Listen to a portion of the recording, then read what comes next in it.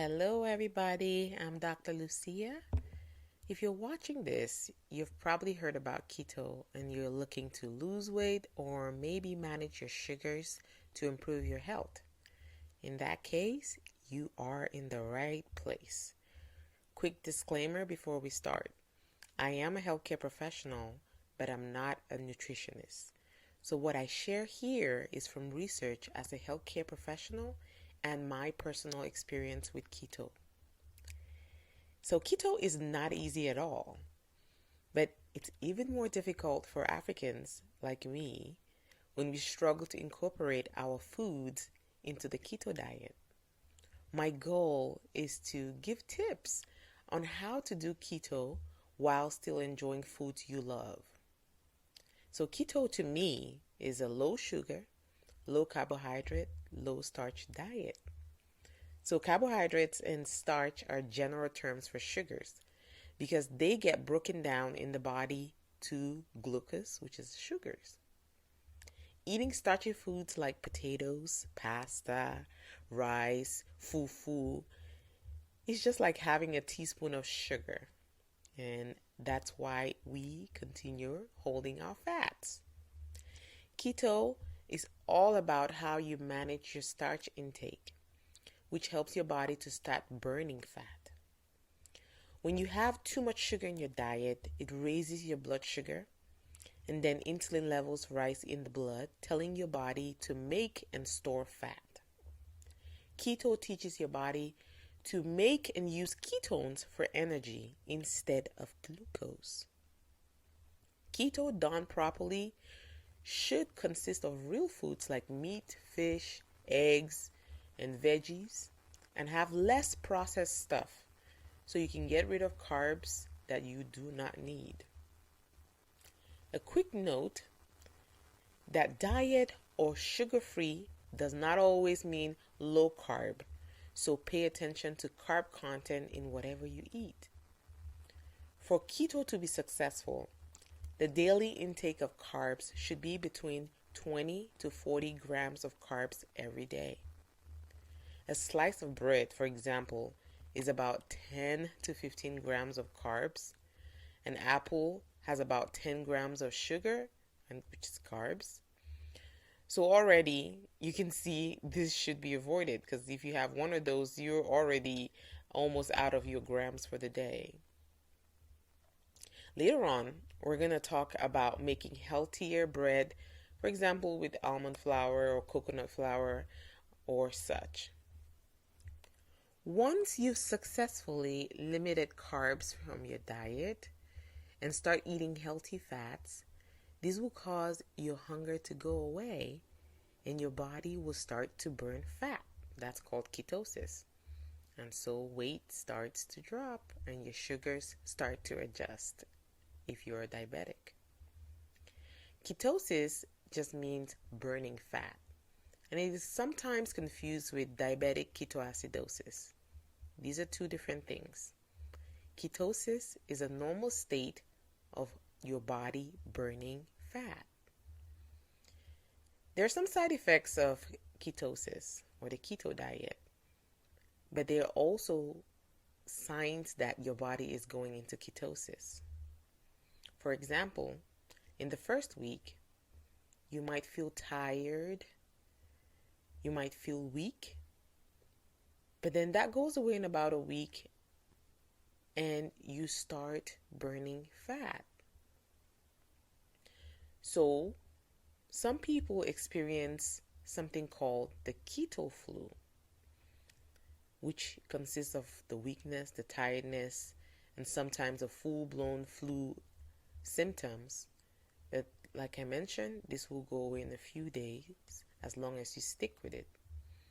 What helped me during that period was pepper soup, yes, and lots of tea, which helped to reduce the fatigue and the lightheadedness I was feeling. Drinking plenty of fluids helps to minimize side effects and can help your body to stop retaining excess water. If you are a dessert lover, make sure you find sugar-free, low-carb options. For example, I use whipped cream on Jello, and that's a very common keto diet dessert. Remember, you can have sweet things as long as they are not sweetened with sugar. Keto diet is a very metabolic diet because you're making your body to stop burning carbs and switch to fat burning. We burn whatever we eat. So if you slip and eat too many carbs, then your body will revert to burning sugars and retaining fats. So yo-yoing on this diet can be dangerous and have health repercussions. So unless you're ready to start this diet and stick with it, take your time and research and understand it really well before you do. The focus for your diet has to be eating healthy fats, and this does not affect your cholesterol levels, by the way, because your body will now handle fats differently than it was before. It starts making enzymes that burn fats in your body. So we just had a quick summary, and in future I will select each section we've just mentioned above and talk about in more details. In the beginning, don't worry about exercise unless you're someone who already exercises. Otherwise, when ketosis kicks in and you have all that renewed energy, in about a week or two, you can incorporate some exercise, which helps you burn more calories. Notice we didn't talk about calories before because here we're watching carbs, not necessarily calories. First, control your diet, and then you can add exercise. So if you're a diabetic, for example, this is a great option to help make sure your sugars go to the normal level or better level. But make sure you inform your doctor about your keto diet so they can make necessary adjustments to your medications or insulin. To stay close to the 20 grams of carbs per day, it is important to know what you can eat that is low in carbs or starch. So let's talk about some examples of things you can eat. A list of proteins include chicken, turkey, beef, shellfish, eggs, shrimp, fish, lobster, scallops, sausage, and bacon. So imagine boiled eggs can be a really, really good snack. You also want to incorporate 2 handfuls of leafy greens and 1 handful of non-starchy veggies daily. So what are some examples of leafy greens? For us Africans, you will love this. So huckleberry, or njama, as Cameroonians call it, spinach, watercress, okongabong, bok choy, yu choy, cabbage, mustard greens, turnip greens, kale, bitter leaf, lettuce, and arrow. Some non-starchy veggies include cauliflower, broccoli, asparagus, celery, cucumber, mushrooms, eggplant, onions, bell peppers, squash, tomatoes, Brussels sprouts, and zucchini. A lot of options there. So it should be easy to stay away from things like corn, which are very fattening. That's why they feed them to animals. Wheat, fruits. We will talk about healthier fruits later, but most fruits are very high in sugar. In future segments, we'll definitely talk about keto-friendly milks, like unsweetened almond or coconut milk, keto-friendly oils, cheese, mayo, sweeteners, and many more. So stay tuned. For now, watch out for your carb content in whatever you eat. And I will be posting as often as I can foods, and in particular African food ideas that are keto friendly. The goal is for this to become second nature and enjoyable so that you know what to order if, for example, you go to a restaurant or attend a function where you need to eat.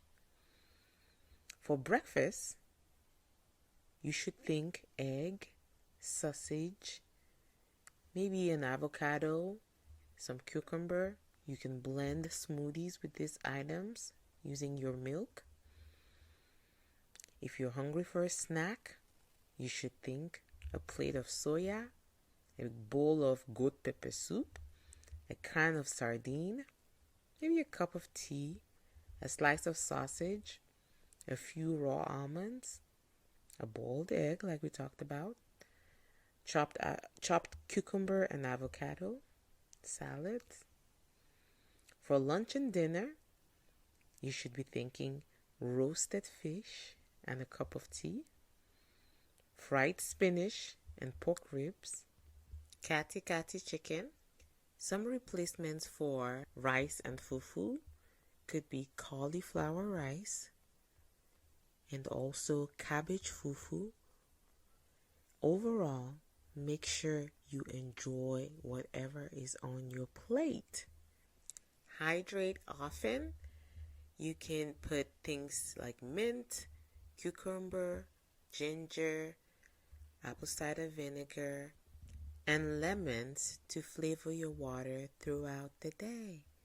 Stay tuned and happy Afro Keto. Thank you all for listening.